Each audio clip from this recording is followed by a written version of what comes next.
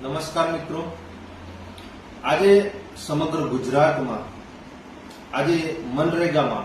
2500 કરોડથી પણ વધારેનું જે કૌભાંડ થયું છે અને એનું કૌભાંડ ઉજાગર કરવાવાળા આપણા ડેડિયાપાડાના ધારાસભ્ય શ્રી ચૈતરભાઈ વસાવાજી છે.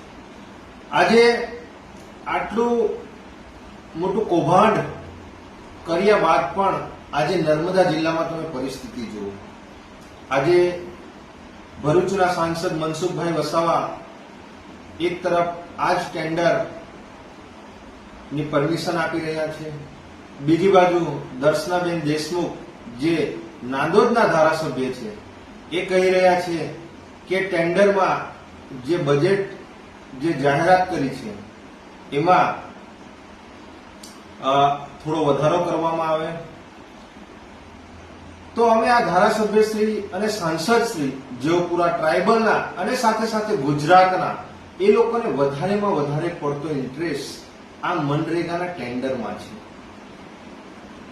સરકારશ્રીનો પરિપત્ર છે કે 5 લાખથી નીચેના કોઈ પણ કામ હોય એ ગ્રામ પંચાયતને સુપ્રત કરવામાં આવે, ગ્રામ પંચાયત એને ટેન્ડરિંગ કરે અને એનું વહીવટીકરણ કરે.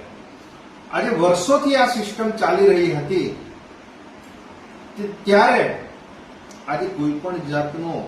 આ મનરેગામાં કૌભાંડ થયો નથી અને જે પણ કોઈ સિસ્ટમ હતી એમાં દરેક લાભાર્થીઓને એ લોકોને એમના હકના પૈસા મળી રહેતા હતા. જ્યારે આજે આ ભારતીય જનતા પાર્ટી છેલ્લા 4-5 વર્ષથી આ ટેન્ડર પ્રક્રિયા લાવી છે અને એનાથી આજે 2500 થી પણ વધારે કરોડોનું કૌભાંડ થયું છે અને એ કૌભાંડમાં જે બચુ ખાબર છે એમના છોકરાઓને તાલુકા કક્ષાએથી એમને જામીન મળી જાય છે અને જે આ કૌભાંડને ઉજાગર કરવા માટે એક ધારાસભ્યશ્રીને આજે હાઈકોર્ટમાં પણ જામીન નથી મળતા. તો અમારે ભારતીય જનતા પાર્ટીના ધારાસભ્ય સાંસદ સભ્યશ્રીને કહેવું છે કે તમે સરકારનો જે પરિપત્ર છે એ પરિપત્રનો ઉલ્લંઘન કેમ કરી રહ્યા છો? તમે કેમ જે ગ્રામ પંચાયતો છે એ ગ્રામ પંચાયતોને 5 લાખથી નીચેના કામનું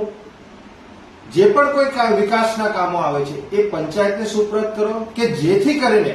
આટલું મોટું જે કૌભાંડ છે એ કૌભાંડ ના થઈ શકે. આજે ભારતીય જનતા પાર્ટીના નેતાઓને અમને ક્યાંક ને ક્યાંક એવું લાગી રહ્યું છે કે જે 100 રૂપિયા આવે છે એમાં 100 માં જે 60-40 નો રેશિયો છે એ 40-60 નો રેશિયો એમાં ધારાસભ્ય, સાંસદ સભ્ય, એમાં ભારતીય જનતા પાર્ટીના નેતાઓ અને સાથે સાથે આ 40% પૈસા જે ગરીબોના છે એ કમલમ સુધી જઈ રહ્યા છે એવું અહીંયા સ્પષ્ટપણે આ ટેન્ડર પ્રક્રિયા જે ગુજરાતમાં અને નર્મદા જિલ્લામાં આજે સાંસદ અને ધારાસભ્યો થકી જે આ થઈ રહ્યું છે એ ખૂબ જ નિંદનીય છે અને એના લીધે આ ગરીબ જે પ્રજા છે જેમને 100 દિવસ આખા વર્ષમાં જેમને આ મનરેગામાં રોજગારી મળતી હતી એવા લોકો પર આ તરાપ મારવાના ધંધા આ ભારતીય જનતા પાર્ટીના નેતાઓ એમના ખિસ્સા ભરવા માટે આ સમગ્ર કાવતરાઓ કરી રહ્યા છે. એ બાબતે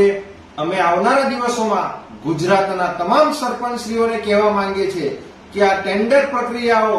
આવનારા દિવસોમાં રદ થાય અને જે સરકારશ્રીની જે ગાઈડલાઈન છે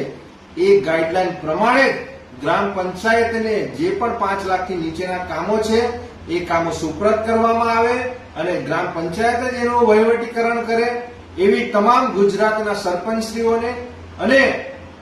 આ ભારતીય જનતા પાર્ટીના નેતાઓને અમે અહીંયા ગાડી કહેવા માંગીએ છીએ કે જેથી કરીને આવનારા દિવસોમાં આ ભારતીય જનતા પાર્ટીના નેતાઓ જે કૌભાંડ કરી રહ્યા છે એ ના થાય અને ગામનો વિકાસ થાય એવી અમારી